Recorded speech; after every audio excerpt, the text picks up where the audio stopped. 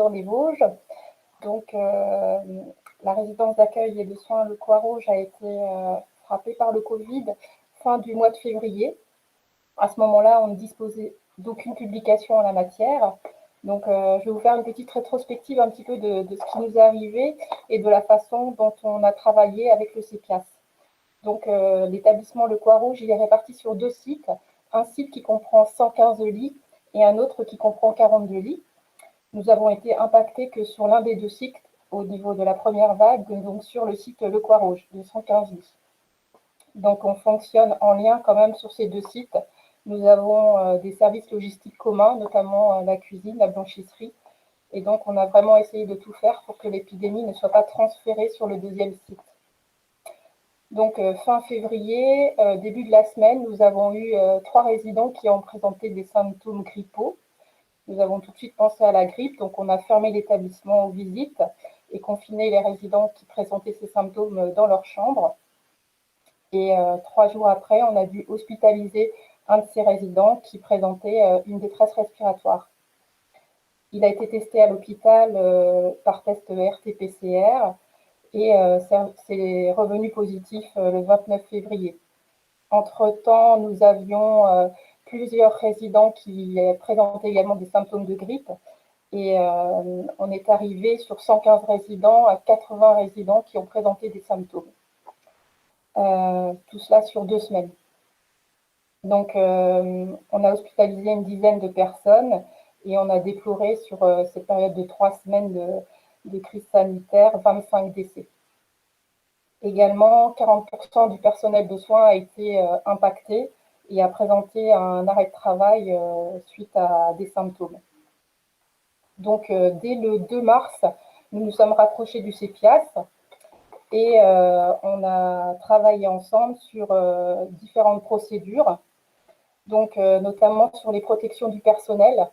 En fait, on ne disposait pas vraiment de bonnes informations au départ. Hein. On nous avait dit que le personnel n'était pas obligé de porter un masque. Mais voilà, donc on a revu tout ça avec le CEPIAS. Donc la tenue adaptée pour chaque professionnel, AS, ASH, infirmière. Et on cherchait aussi à rationaliser nos stocks parce que rapidement, on s'est retrouvé sans protection pour l'ensemble du personnel. On a cherché à former donc le personnel au moment de la distribution des repas, lors des soins, lors de la toilette, pour vraiment leur donner les bons gestes barrières pour pouvoir essayer d'enrayer l'épidémie au sein de l'établissement. On a également renforcé bien sûr les procédures de ménage central, l'hygiène dans les chambres, et on s'est rendu compte notamment que nos produits n'étaient pas en conformité n'étaient pas virucides, par exemple. On a également vu les médecins traitants parce que à ce moment-là, tous les professionnels n'étaient pas arrêtés de la même façon.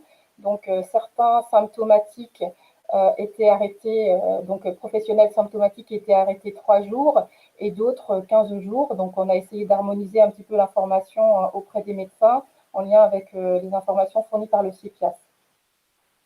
Et également, on a dû travailler sur les procédures de remplacement de matériel parce que rapidement, on s'est trouvé à court de protection sur blouse notamment.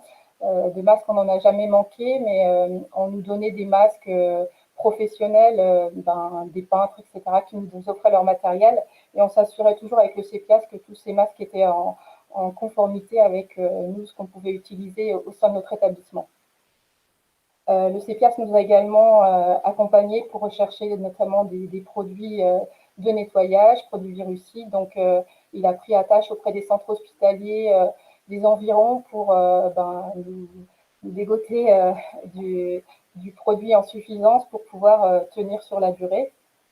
Donc, on a été sur les hôpitaux de la région nancéenne, notamment pour trouver des produits d'entretien.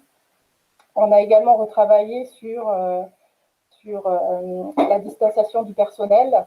Donc, dans les vestiaires, on n'avait pas forcément pensé à porter le masque avant.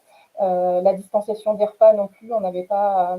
Au tout début, on n'en parlait pas, donc on mangeait tous ensemble au moment des pauses. On a également réfléchi au circuit du linge et à l'évacuation des dasseries qu'on avait en quantité, parce que 80 des résidents étaient en isolement, ça ne nous était jamais arrivé, et ça représentait une quantité de dasseries. Donc on a réfléchi à un nouveau circuit d'évacuation des dasseries. Et également, on n'avait pas de procédure pour les résidents qui décédaient du Covid, enfin suspicion Covid, hein, parce qu'on n'avait pas de test à ce moment-là. Et donc, on a également réfléchi à une procédure à mettre en place avec les pompes funèbres. Et donc, on a eu l'intervention de la protection civile, donc des personnes qui sont venues bénévoles pour nous aider donc, à la désinfection des locaux. Donc, avec le CEPIAS, on a réfléchi à une formation à leur prodiguer à leur arrivée pour qu'elle soit rapidement opérationnelle et en toute sécurité. Donc la protection civile a été formée, mais ce qui est bien, c'est que par ricochet, après, ces volontaires sont intervenus dans d'autres établissements et avec la formation qu'ils avaient reçue ici au Coirouge, ça leur a permis d'être du coup plus rapidement à l'œuvre dans ces établissements également touchés par le Covid. Le travail que l'on a réalisé donc avec le CEPIAS nous a permis donc d'éviter le même nombre de contaminations à l'étage. En fait, notre établissement est réparti sur 2 étages, donc 60 résidents à l'étage, donc 90% ont été contaminés par le Covid. Et au rez-de-chaussée, nous en avons eu moins, donc 60%. Et sur l'autre établissement, lors de la première vague, aucun résident n'a été touché. Parce qu'on a eu le temps en fait, de réfléchir et de mettre en place ces mesures barrières au fur et à mesure de l'épidémie.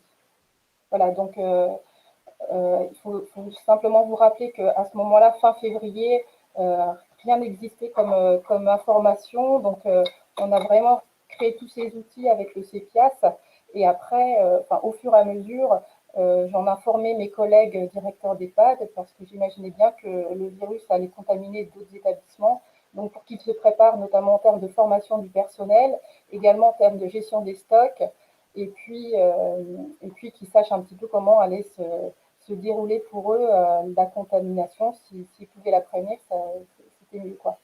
Et on a été contacté également par de nombreux EHPAD de France, hein, en lien avec la médiatisation également de notre établissement.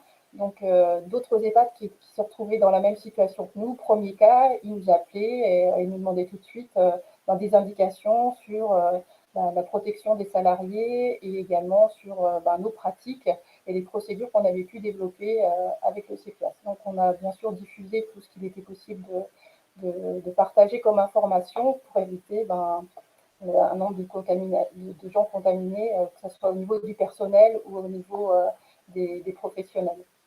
Voilà, donc on a été en lien avec le CEPIAS quasiment tous les jours, hein, et ça nous a vraiment aidé parce que à ce moment-là, nous étions à la fois dans la gestion de l'urgence avec la recherche de matériel, mais également en lien en permanence avec les familles, donc 115 familles avec plusieurs enfants au téléphone par jour, ça fait des centaines d'appels.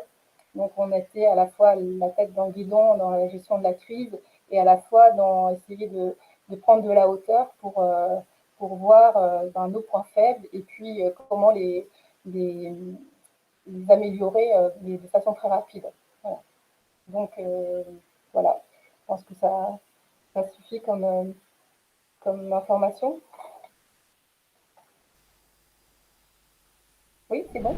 Oui, écoutez, merci beaucoup pour votre témoignage qui est effectivement extrêmement important. Donc,